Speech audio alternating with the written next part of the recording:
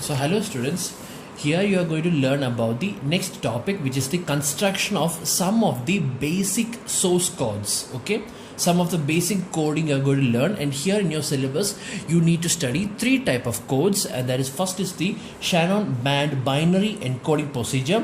The second one is Shannon Fano binary encoding procedure. So there here the name is different, is the word Fano is not used in the first procedure. Okay, and the third coding is the Huffman coding. So these are the three different coding you need to study. Okay, and all this chapter is very interesting. It's almost like you're playing a game, but before you are going to play a game, you need to know the rules of the game. The same way, before applying any of these three procedures, you need to learn and you need to understand the rules for each and every one of these three procedures. Okay, once when you know the steps, the process of applying this procedure, then you will be able to code it. Okay, so this is the most interesting topic in this module, right? Coding it. So first we will talk about the Shannon binary encoding procedure. Okay, so Shannon binary encoding procedure, this procedure consists of 1, 2, 3, 4, 5. There are 5 steps.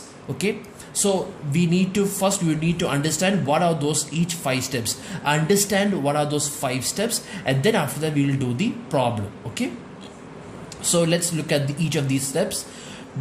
In Shannon binary encoding procedure, what you're going to encode is they'll give you a source, right? They'll give you a set of messages, a set of source symbols like S1, S2, S3, S4, S5, S6 up to S7, something like that. They'll give you a bunch of source symbols, and then they'll give you the probabilities of each of these messages or probabilities of each of these source symbols. Okay, then what you're going to do is what you have to read through all this procedure. The first step you need to do is list the source symbols or arrange the source symbols in the order of decreasing probabilities. This is the first step you need to do. That means no matter what the question they have given you, no matter the probability or whatever the set they have given you, your first step is to rearrange the order of the messages and the probabilities such that the first probability will be the highest and the last probability will be the smallest. You have to rearrange it. So this is an example. Here it is assumed that S is equal to S1, S2, S3, S up to SQ. Here Q is the total number of messages, and its corresponding probabilities are P1, P2, P3 up to PQ. Okay, so then what we do is we arrange these messages in such a way that P1 is greater than or equal to P2, greater than or equal to P3, greater than or equal to P4 up to PQ, which means P1 should be the highest or the greatest probability and PQ must be the smallest probability. You must, by reading the first step itself, you should be able to understand why we are decreasing or why are we rearranging the probabilities and the messages in decreasing order. The main reason is because we all know that, because the main reason is that the message that we are transmitting frequently, that is P1 is having the highest probability of transmitting, which means message S1 is what is being transmitted all the time, or most of the time S1 is being transmitted, so that I need to apply the smallest word length to S1, which means whichever is having the highest probability, I need to assign the smallest word length. Likewise, whichever is having the lowest probability, I can assign that message with the higher word length. Like that, I can rearrange my word length depending on the values of the probabilities. That is why I am arranging the probabilities in decreasing order. The first step is always what most of the students always forget to do. They always forget the first step. They always forget to rearrange the messages and the probabilities in decreasing order. Without doing the first step, they go on to the second step. Okay, so this is don't forget, the first step is you need to rearrange them in decreasing order. Okay, rearrange the probabilities in decreasing order. Okay, now let's look at the second step. The second step, what you need to do is you need to find a particular set of numbers called as alpha 0, alpha 1, alpha 2, alpha 3 up to alpha q minus 1. You need to find these list of numbers. Okay, so what is alpha 0, alpha 1, alpha 2, alpha 3, alpha all those? What are those numbers? alpha 0 is always equal to 0. Okay, we are always predefining alpha 0 as 0 always. Okay, now let's look at the next number. What is alpha 1? Alpha 1 is equal to the first probability. Alpha 1 is equal to P1. P1 means the greatest probability, or the first probability is P1. So P1 is alpha 1 is equal to P1. Okay, now look at the value of alpha 2. Alpha 2 is equal to P2 plus P1. That is, alpha 2 is the next number, and that number is equal to the second probability plus the first probability, or the second probability plus the previous value. What is the previous value? It was alpha 1, right? Now look at the value of alpha 3. Alpha 3 should be equal to P3. It should be equal to plus P2 plus P1. Alpha 3 is equal to P3 plus P2 plus P1. But we already know that P2 plus P1 is what? What is P2 plus P1? P2 plus P1 is alpha 2. So therefore alpha 3 is equal to P3 plus alpha 2. Okay, now look at the value of alpha 4. Alpha 4 is equal to P4 plus P3 plus P2 plus P1. That is, we are adding all the probabilities from P4 to P1. That is alpha 4. But we already know the value of P3 plus P2 plus P1. What is the value of P3 plus P2 plus P1? That is alpha 3, which means alpha 4 is equal to P4 plus alpha 3. Likewise, same way, alpha 5 is equal to P5 plus alpha 4. Alpha 6 is equal to P6 plus alpha 5. Like that we add it up. Okay, and finally the last alpha, that is the alpha q, which you don't have to find, because alpha q is basically nothing but we are adding up all the probabilities. That is, we are adding up PQ plus PQ minus 1 plus PQ minus 3 plus up to P3 plus P2 plus P1. What is the value? We already know that. What is the value if I add all these probabilities? I should get 1. Okay, so no need of finding the value of alpha q. We need to find the value from alpha 0 to alpha q minus 1. Okay, so this is the second step, finding the values of different values of alpha. Now the third step is find the length of each code word LK, where k, the value of k can be 1 or 2 or 3 up to q. Okay, so find the length of each code word LK such that LK is the smallest integer satisfying the equation 2 raised to minus LK is less than or equal to probability PK. I repeat, we need to find the value of LK such that LK is the smallest integer. LK can be 1, LK can be 2, LK can be 3, LK can be 4. Anyway, LK is always an integer, okay? And LK must be the smallest integer that satisfies this equation, okay? We'll be doing a problem, and that you will understand how to find the value of LK using nothing but a calculator, okay? With the help of a calculator, we can simply find the value of LK. That's the third step. Now, the fourth step is you need to represent alpha k in binary form. Convert each of these decimal numbers into binary form with how many digits? LK number of digits. We are already finding the value of LK in the third step. So the fourth step is you need to convert each of these numbers into its binary format. Convert these numbers into a binary numbers, and then these binary numbers should have LK number of digits. And the last step is just simply remove the decimal point. Once when you remove the decimal point, you have got your actual code. That's all. Very simple. This is the only step you need to, and this is the only thing you need to understand. I repeat, first you rearrange them in decreasing order of probabilities, then you find the different values of alpha, then you assign, then you find the different values of the word length LK, and then you convert this alpha into binary numbers with LK number of digits, and then finally you simply remove that decimal point. That's it. Let's do a problem based on this procedure, okay? This is the question. Apply Shannon binary encoding to the source S is equal to S1, S2. This is how the question will ask. They'll give you the source and they'll give you the probabilities of each of these sources. Okay. So this is the question. So here the source is S1, S2, S3 up to S4, which means Q is equal to 4, or the number of source symbols or number of messages is equal to 4.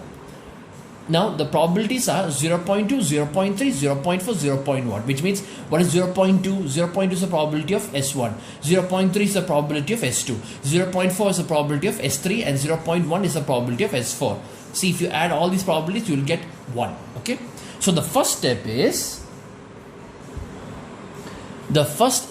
to rearrange them in decreasing order of probabilities. That is, S is equal to, so if you look very carefully, which one is having the highest probability? 0.4. What is the probability? 0.4 is the probability of S3, which means S3 is the first message. Okay, I am going to rearrange the order in decreasing order of probability. So therefore it is S3, and the next highest greatest is 0.3, which is S2. So S2 comma, the next greatest is 0.2, which is S1, and the smallest is 0.1, which is S4. Let me rearrange them in this manner. That is, it is 0.4, 0.3, 0.2, 0.1. There. With this, I have completed my first step. My first step is to rearrange the source symbols in decreasing order of probabilities. So now I have rearranged them in decreasing order. So the source message, now the messages are arranged in, so this is the first message, second message, third message, and fourth message. Or in other words, if I want to say, I can write it like this, okay, just so that you won't get confused, okay. This means P, let this be P1, P2, P3, P4, okay. Here P1 does not mean the probability of S1. Here P1 means the probability of S3. P2 means the probability of S2. P3 means the probability of S1. And P4 means the probability of S4. This is how I want you to think. Okay. So this is the first step. Alright. Now what is the second step? Second step is to find the different values of alpha. Okay. So what is the value of alpha 0? It is always equal to 0. Alpha 0 is always equal to 0. Okay. So no need to find that. Now, what is the value of alpha 1? Alpha 1 is equal to P1. And what is P1? P1 is 0.4. So therefore, alpha 1 is equal to 0.4. Okay. So I have found the value of alpha 1. Next is alpha 2. What is the equation for alpha 2? The equation of alpha 2 is P2 plus alpha 1. It is the present probability plus the value of the previous alpha. Okay. So what is P2 is equal to? P2 according to here, P2 is equal to 0.3, right? So this is 0.3 plus what is alpha 1? Alpha 1 you have already found, it is 0.4, which means this is equal to 0.7. Therefore alpha 2 is equal to 0.7. What is the value of alpha 3? Alpha 3 is equal to P3 plus alpha 2.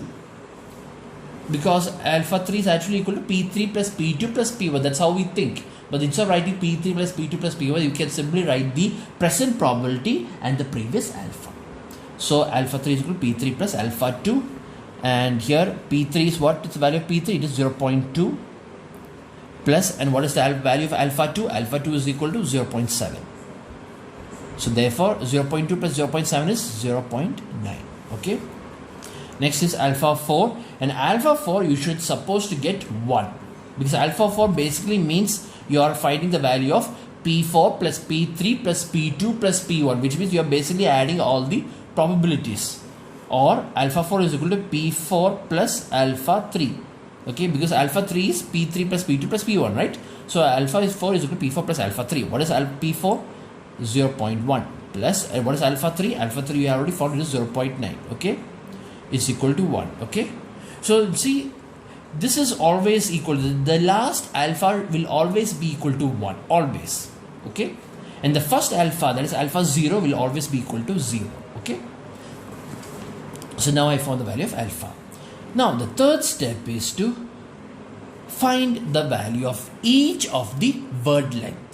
Finding the value of each of the word length. Okay, so that means here how many messages are there? There are 4 messages, which means we need to find, I need to find L1, I need to find the value of L1, I need to find the value of L2, I need to find the value of L3, I need to find the value of L4.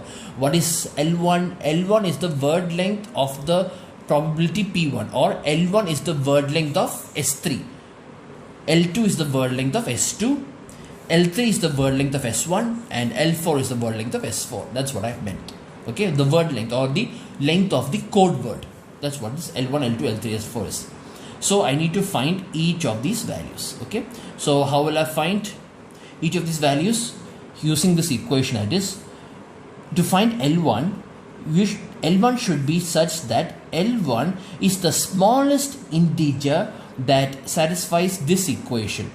L1 is the smallest integer that satisfies this equation. 2 raised to minus L1 should be less than or equal to P1. So L1 is the smallest integer that satisfies this equation. What is the value of P1? P1 is equal to 0.4. So therefore, 2 raised to minus L1 must be less than or equal to 0.4. In that case, what is the value of L1 so that L1 is the smallest integer that satisfies this equation? For that, I will take my calculator and I will simply find every powers of the values of every powers of 2. Right, because the value of L1, you know, L1 is an integer, right? So L1 is equal to 1 or 2 or 3 or 4 and it goes on, right? So first what I'm going to do is that I'm going to find the smallest integer of L1 such that this will satisfy this equation. So first what I'm going to do is I'm going to, you see here is 2 raised to minus L1. So let me write, I have this function. So I will write 2 raised to minus, okay? 2 raised to minus. So now I will see what will happen if I put L1 is equal to 1. See, this is what we're going to do. We're going to apply trial and error method. Okay, I'm going to try different values of L1. First, I will try the value of L1. So I'll put the value of L1 as 1. So what happens if L1 is equal to 1? What is the value I get if I put L1 is equal to 1? That is, it becomes 2 raised to minus 1, right? Let me write that over here. 2 raised to minus 1. What is 2 raised to minus 1? 2 raised to minus 1 is equal to 0.5. Okay, the thing is you need to find the smallest value of L1 such that it satisfies this equation. Okay, and you know that 2 raised to minus 1 is equal to 0.5, but what you are supposed to get, you are supposed to get a value less than or equal to 0.4. You are supposed to get the value less than or equal to 0.4. 0.5 is greater than 0.4, which means this does not satisfy the equation. So I will take the next value of word length. So I will take the next value. This is why L1 is not equal to 1. L1 is not equal to 1 because when L1 is equal to 1, then 2 raised to minus 1 is equal to 0.5. I need the value of L1 such that it should be less than or equal to 0.4. 0.5 is greater than 0.4, so therefore L1 is not equal to 1. Now I will take the next number. What is next number when L1 is equal to 2? So let me see what is L1 is equal to 2. If L1 is equal to 2, then this will become 2 raised to minus 2. So what is 2 raised to minus 2? 2 raised to minus 2 is equal to 0.25. 2 raised to minus 2 is equal to 0.25. That means if I substitute the value of 2 over here, I will get the value of 0.25, and 0.25 is less than 0.4, which means this equation satisfies this condition. This value satisfies this condition, right? So therefore the smallest value of L1 is that satisfies this equation. The smallest value of L1 is equal to 2. Therefore L1 is equal to 2. Understood? Why L1 is equal to 2? Because 2 raised to minus 1 is equal to 0.5, which is greater than this. I need a value less than 0.4. So 2 raised to minus 2, 2 raised to minus 2, if I put L1 is equal to 2, the 2 raised to minus 2 is equal to 0.25. 0.25. So 0.25 is less than 0.4. Therefore, L1 is equal to 2. It satisfies this condition. Now, the next is I'm going to find the value of L2. To find the value of L2, 2 raised to minus L2 must be less than or equal to P2. And what is the value of P2? P2 is equal to 0.3.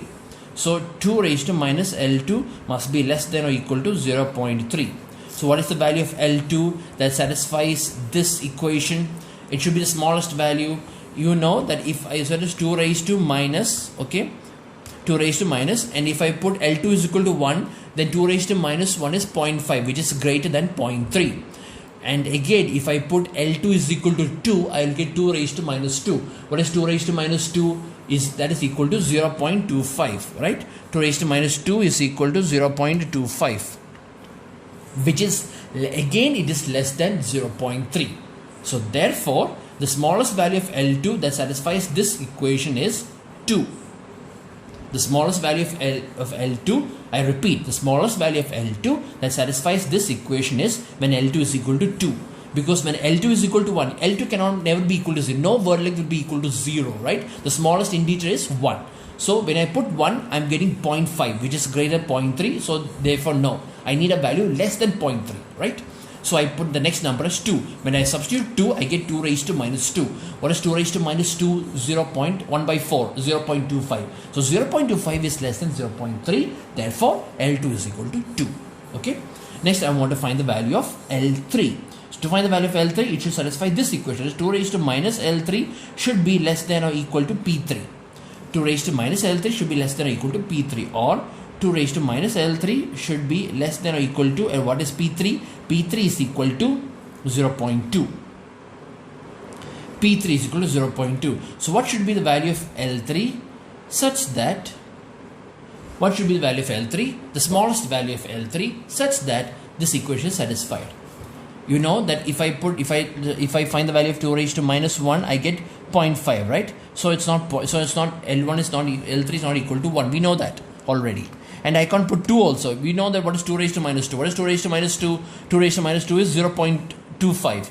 And it is also, again, 0.25 is also greater than 0.2. So therefore, L3 cannot be equal to 2. So if L3 cannot be equal to 1, it cannot be equal to 2. Now I'm going to try the next number. What happens when L3 is equal to 3? When L3 is equal to 3, this will become 2 raised to minus 3. And what is 2 raised to minus 3? Let me see. 2 raised to minus 3 is 0.125. 2 raised to minus 3 is 0.125, which is less than 0.2. So when I put L3 is equal to 3, then I'll get 2 raised to minus 3. 2 raised to minus 3 is less than 0.2. Therefore, L3 is the smallest value of L3 that satisfies this equation is 3. Therefore, L3 is equal to 3. Likewise, next is 2 raised to minus L4. 2 raised to minus L4 should be less than or equal to P4. And what is the value of P4? P4 is equal to 0.1. So therefore, 2 raised to minus L4 is less than or equal to 0.1. What should be the value of L4 or the smallest value of L4 such that this equation is being satisfied? If I put L4 is equal to 1, I'll get 2 raised to minus 1, which is 0.5, which is greater than 0.1. So no.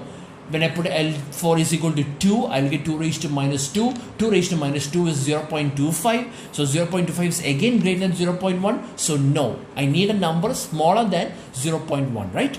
So now I'll take the next value. That is, if I put L4 is equal to 3.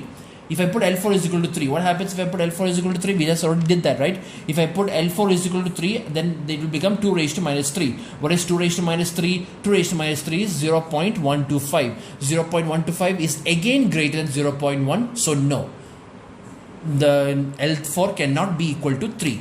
Now I'll take the next number. So next number is L4. When L4 is equal to 4. What happens when L4 is equal to 4?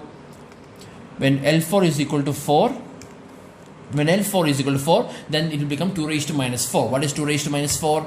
2 raised to minus 4 is 1 by 16, which is 0.063. Which means if I put L4 is equal to 4, then I will get 0.063, which is less than 0.1. So that equation is satisfied. So the smallest value of L4 that satisfies this equation is 4. Because when L4 is equal to 4, exactly equal to 4, I get a value less than 0.1. Any other value smaller than this, I will get a value greater than 0.1. That is why the smallest value of L4 that satisfies this equation is 4. So therefore, the length of my first code word is 2. The length of my second code word is also 2 bits. The length of my third code word is 3 bits. And the length of my last code word is 4 bits. Okay. Now next what I'm going to do is I'm going to convert every value of alpha to its binary form, and the number of digits of its binary form must be equal to these number of digits. For example, first I will take alpha 0. Okay, alpha 0. Always alpha 0 will be the first choice. So what is the value of alpha 0? We all know the value of alpha 0 is 0. So if I'm 0, then means if alpha 0 is equal to 0, then what is the binary number of 0? The binary number of 0 is 0.00. 0.00 is the binary form of 0. Why did I write 0.00? Because I need 2 number of digits. L1 is equal to 2. So therefore I need 2 number of digits. So what is the number of digits? 2, which means this is the number of digits. I'll write like this, okay? I'll put 2 lines over here just to make you understand. 0, 0. Okay? Because L1 is equal to 2, I choose the 2 digits. 0, 0. So therefore I'm getting the value as 0, 0. Okay? Now next number is alpha 1. Okay? Now what is alpha 1? Alpha 1 is equal to, let me see, alpha 1 is equal to 0.4. Alpha 1 is equal to 0.4. Okay? And what is the binary value of 0.4? What is the binary value of 0.4? I hope all of you know how to find the binary numbers of decimal numbers. How to find the binary number, how to find the binary number of decimal points, how to find it. That is, you take 0.4. For those of you who doesn't know, maybe you can type it in your calculator, but still I'm going to do it manually just so that you'll understand how to convert a normal number, a normal decimal number into a binary number. What is that? I'll take 0.4, I take the decimal number and then I will multiply that with 2. Okay? Every step I will multiply it with 2. So when I multiply it with 2, I will write 0, I will get 0.8. So when 0.8 is, then I will take only the integer part. That is 0 is the integer part, and the decimal part will be transferred to the second step. So 0.8 into 2 again, I will get 1.6. I will take the integer part and I will transfer the decimal part to the next step, and then I will again multiply it and I will get 1.2, and then I will take only the decimal and the integer part, and the decimal part is transferred to the next step. Okay, that's how I keep on doing it. This is how I keep on doing it. Okay, but now how many times should I do it? So what is the value of this? The value of this is let me write it. The value of this is 0. I read it downwards. Okay, so it is 0.011. 0.011. Okay, but the thing is, I just need to find the value of alpha 1 such that the value of alpha 1 must be equal to L2 number of digits. Alpha 0 is equal, the number of digits for alpha 0 is L1 number of digits. The value of alpha 1 is 0.4, which is 0.011, and must be equal to L2 number of digits. What is the value of L2? L2 is equal to 2. Therefore, I will take 2 digits. Only 2 digits enough. The remaining values is not necessary. Okay, so therefore it is 0, 1. Okay, I just need to only find the 0 to 1. I need to find only 2 digits, because here only 2 digits because L1 is equal to 2. Here also only I am taking only 2 digits because L2 is equal to 2. What is the value of L3? The value of L3 is equal to 3, which means I need to find 3 digits for alpha 2.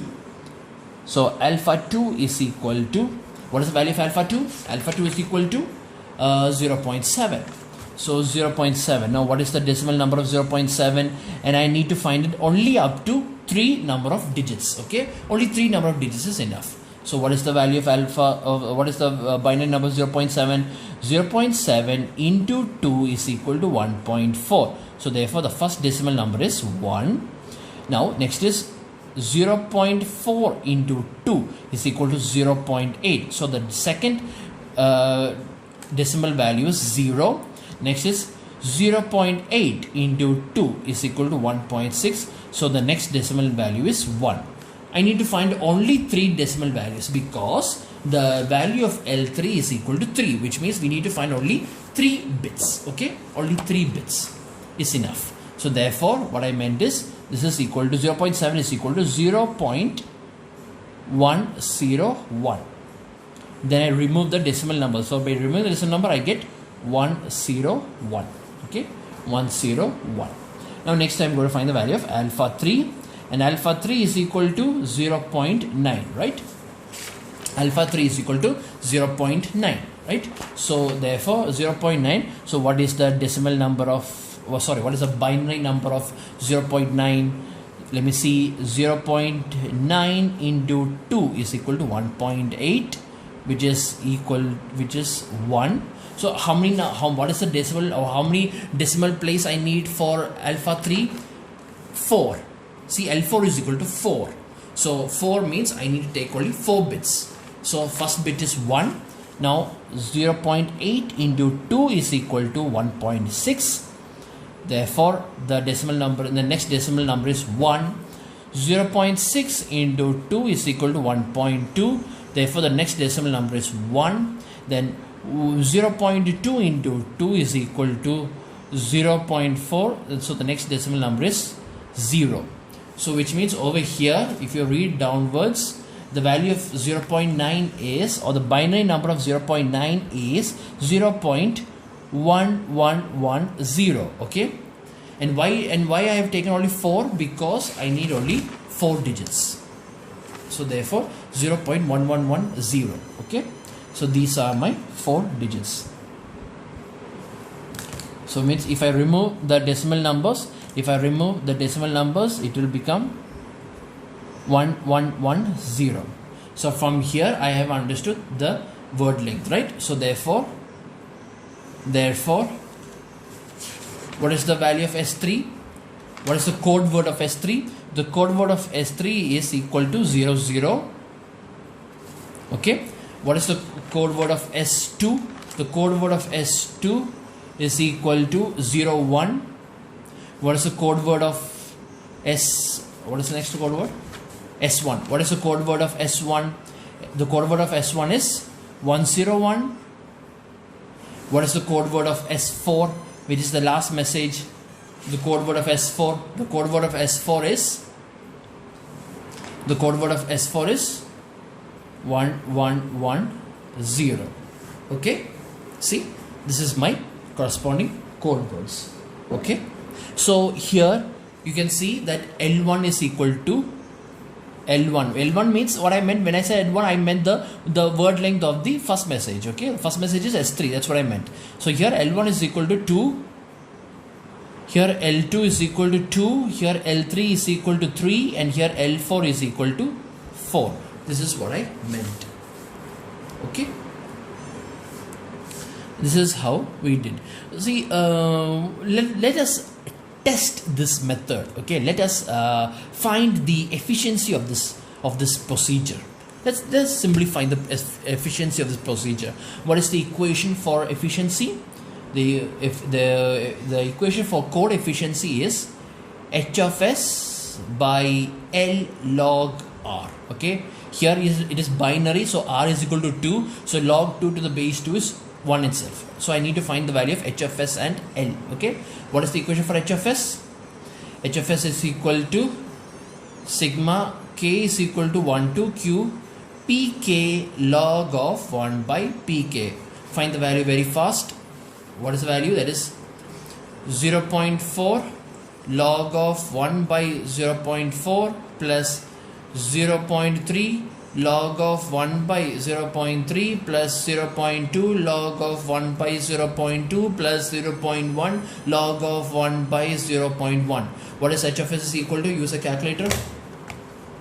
That is, let me see, 0.4 log to the base 2, 0.4 inverse. Okay, plus next is 0.3 log to the base 2, 0.3 inverse. Next, plus 0.2 log to the base 2, 0.2 inverse, plus 0.1 log to the base 2, 0.1 inverse, and you will get the value of h of s as 1.846. Okay, 1.846, right? 1.846 bits per symbol. Okay, that is h of s. Now what is the value of word length L? L is the average of this, right? L is the average of this. L is the average word length. This is the average of all this. So which means L is equal to sigma K is equal to 1 to Q PK LK, or it is actually equal to P1 L1 plus P2 L2 plus P3 L3 plus P4 L4. And what is P1 L1? What is P1? P1 is 0.4, right? So 0.4 into what is L1? 2 plus what is P2? 0.3 into 2 plus what is P3? P3 is 0.2, so 0.2 into 3 plus what is P4? 0.1, and what is L4? L4 is 4. This is 0.8 plus 0.6 plus 0.6 plus 0.4. Okay, so this is 0.6 plus 0.4 is 1, and this is 1.4. So 1.4 plus 1 is 2.4. This is equal to 2.4 bits. Okay, so therefore the code efficiency is equal to H of S by L log R. H of S is code efficiency is H of S by L log R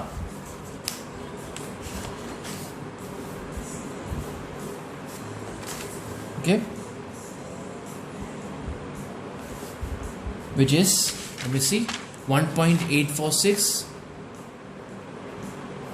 by 2.4 into log 2.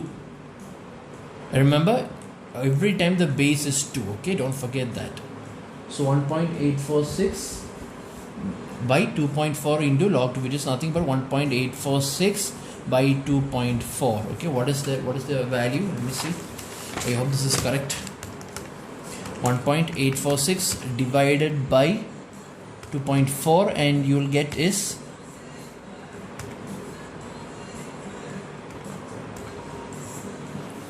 0.769 or 76.9%. The code efficiency of this method is 76.9, which is not good, right?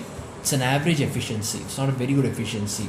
And redundancy is equal to 1 minus code efficiency, which is 1 minus 0.769, which is equal to 1 minus 0.769 is equal to 0.231 or 23.1% is the redundancy. Okay, so this is how we basically do the steps. I'm just simply telling you how to find the code efficiency and redundancy, because in case if they ask, here in this question they have not asked, but if they have asked, then this is how we find the code efficiency and redundancy using this equation. Okay, so I hope you have understood all the steps. Okay.